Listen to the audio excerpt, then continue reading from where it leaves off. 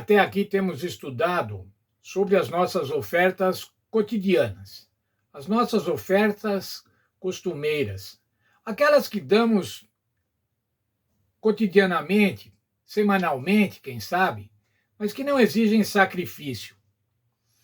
Nossa lição faz uma ilustração, dizendo que essas ofertas são as do pote pequeno, ou seja, dos nossos recursos móveis, da nossa conta bancária, do nosso salário, dos nossos recursos que podemos disponibilizá-los de imediato. E os projetos especiais? E aqueles projetos que necessitam de uma grande oferta? Nossa lição diz que essas têm que ser retiradas do pote grande. O pote grande são os nossos recursos fixos, nossas ações ou nossas propriedades, e que correspondem normalmente a 90% de todos os nossos recursos, enquanto as ofertas do pote pequeno são retiradas dos 10% dos nossos recursos.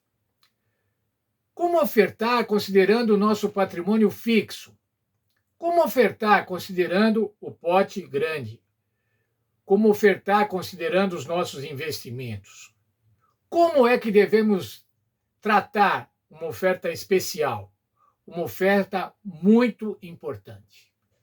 Existe um plano importante da igreja local ou da igreja mundial. Como vamos nos comportar diante desse plano? Vamos continuar com as nossas ofertas cotidianas ou vamos estabelecer uma oferta maior, uma oferta de sacrifício? No livro de Marcos apresenta uma oferta de sacrifício feita ao Senhor Jesus. Quem fez essa oferta foi Maria, a irmã de Lázaro. E qual foi a oferta? Vejam lá Marcos 14, versos 3 a 9. Estando eles em Betânia, reclinando à mesa em casa de Simão, o leproso, veio uma mulher trazendo um vaso de alabastro com perfume de nardo puro, de muito preço. Quebrou o vaso e derramou o bálsamo sobre a cabeça de Jesus. Um perfume sobre Jesus, um perfume muito caro. Essa era Maria, irmã de Lázaro, que tinha bons motivos para ungir a Jesus. 300 denários é que custava aquele perfume, correspondente ao salário de um ano. Veja, irmãos, o salário de um ano derramado sobre Jesus. E o que aconteceu, irmãos? Imediatamente ela foi criticada. Por que fez esse desperdício de bálsamo, nós encontramos? Esse perfume podia ser vendido por mais de 300 denários e ser dado aos pobres, e murmuravam contra ela. Por que uma oferta tão grande desse jeito? Um desperdício. O ambiente ficou perfumado, mas era um desperdício, 300 denários. Veja o que disse Jesus. Deixai-a porque a aborreceis. Ela praticou uma boa obra para comigo. Sempre tendes os pobres convosco, e quando quiserdes poderes fazer bem, mas a mim nem sempre me tendes. Ela fez o que pôde, antecipou-se a ungir o meu corpo para a sepultura. Em verdade vos digo que em todo o mundo, onde esse evangelho for pregado, o que ela fez também será contado para a sua memória. E o que nós estamos fazendo isso, irmãos, é o cumprimento dessa profecia de Jesus. Estamos lembrando o sacrifício de Maria, o sacrifício de uma oferta de Maria para ungir Jesus, uma oferta especial.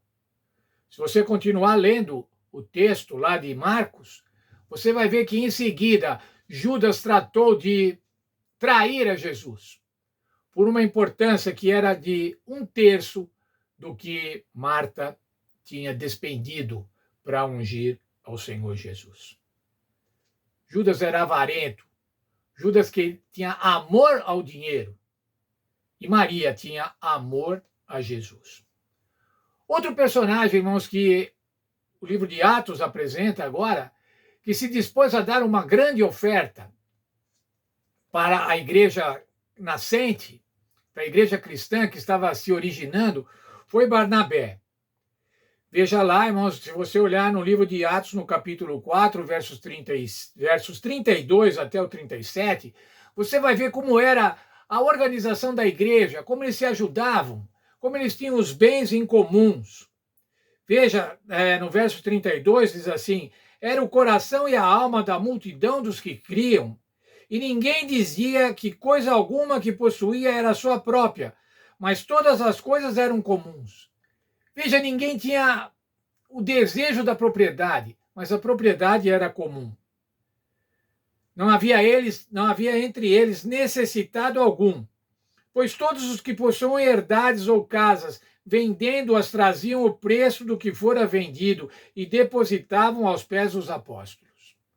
Empregavam o seu patrimônio na pregação do evangelho. Não eram simplesmente pequenas ofertas semanais, mas eram grandes ofertas. E veja aqui agora então versos 36 e 37, que é o que a nossa lição aponta. Então José, chamado pelos apóstolos de Barnabé, que significa filho da consolação, levita, natural de Chipre, possuindo uma herdade, vendeu-a, trouxe o preço e o depositou aos pés dos apóstolos. Uma oferta especial, uma oferta de sacrifício. Era do seu patrimônio que ele estava tirando, do seu patrimônio herdado.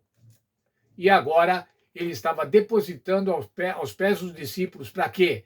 Para a pregação do evangelho e para o bem-estar dos crentes naquele momento histórico. Texto da nossa lição de hoje. A obra e as atividades de Barnabé são mencionadas 28 vezes no Novo Testamento. Ele foi companheiro de Paulo e um grande missionário. A base de tudo está na primeira mensagem em que ele é mencionado, que é Atos 4, 36 e 37, que acabamos de ler. Sobre uma oferta do pote grande, do seu patrimônio. Que exemplo poderoso nas palavras de Cristo. Onde estiver o seu tesouro, aí estará também o seu coração. Onde estava o tesouro de Barnabé? O tesouro de Barnabé estava na pregação do evangelho. Não somente em financiar a pregação do evangelho, mas em também atuar na pregação do evangelho, como diz 28 vezes citado no Novo Testamento. Como têm sido as nossas ofertas de sacrifício? Fizemos alguma vez uma oferta de sacrifício? Pensamos alguma vez em deixar no nosso testamento alguma herdade para a igreja? Pensemos nisso, irmãos, pensemos nas nossas ofertas diárias, nas nossas ofertas semanais. Mas pensemos também nas nossas ofertas maiores, aquelas que realmente exigem sacrifício. E tenhamos uma boa disposição, irmãos, de quando necessário, fazermos essas ofertas. Financiarmos a obra de Deus. Porque como o Senhor Jesus falou, onde estiver o nosso tesouro, aí vai estar também o nosso coração. Que o nosso tesouro, irmãos, esteja na obra de Deus.